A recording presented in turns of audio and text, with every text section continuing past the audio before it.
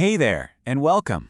Today we're going to explore a really cool question with a little help from two super smart thinkers from the past.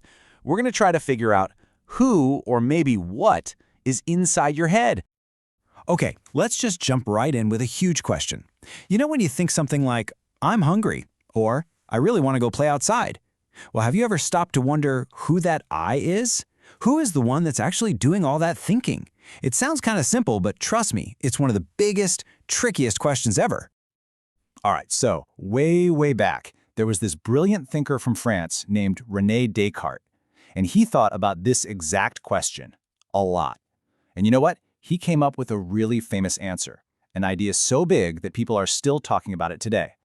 This was his big answer. I think, therefore I am. Now, what in the world does that mean? Well, it's actually pretty simple.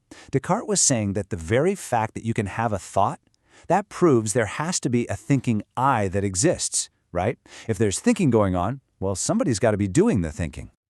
So for Descartes, your mind, that little I that thinks, was like the captain of a ship. And your body was the ship itself.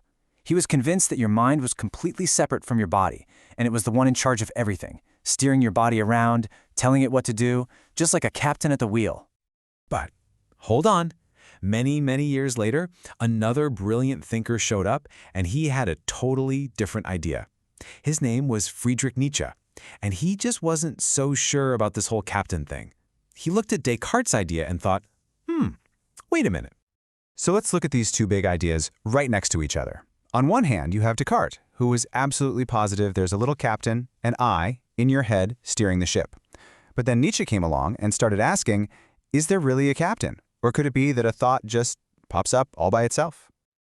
So how did Nietzsche even come up with this new idea? Well, he thought the whole idea of a thinking I might just be a little trick, a trick that our own language plays on us. Yep, that's right, he thought the very words we use every day might be tricking our brains. He broke it down like this. A thought can just appear, right? Like when you see a flash of lightning, you could just say, there's lightning. But our language, our grammar, usually wants someone to be doing the action. It needs a doer. So what do? We change it to say, I see the lightning, and boom. Nietzsche says that's the trap. Just by adding that little word I, we start to believe there's a little person inside us who caused that thought, when maybe the thought just happened. And that's exactly why Nietzsche said that maybe instead of saying, I think, it would be more correct to say, it thinks. Kind of weird, right? But it shows that a thought isn't something you decide to do. It's more like an event that just happens inside you. You know, like a sneeze or your tummy rumbling. You don't decide to do it, it just happens. Now, this whole debate about who's in charge led them to think about another really cool topic. What's the big difference between humans and animals? Are we really all that special? Let's see how they saw things. Descartes thought animals were basically like little biological machines that just run. But humans, he said, we're special. We have a machine-like body, plus that thinking mind, the captain. Now, Nietzsche agreed about the animals, but then he said humans were like machines too, just really complicated and amazing machines.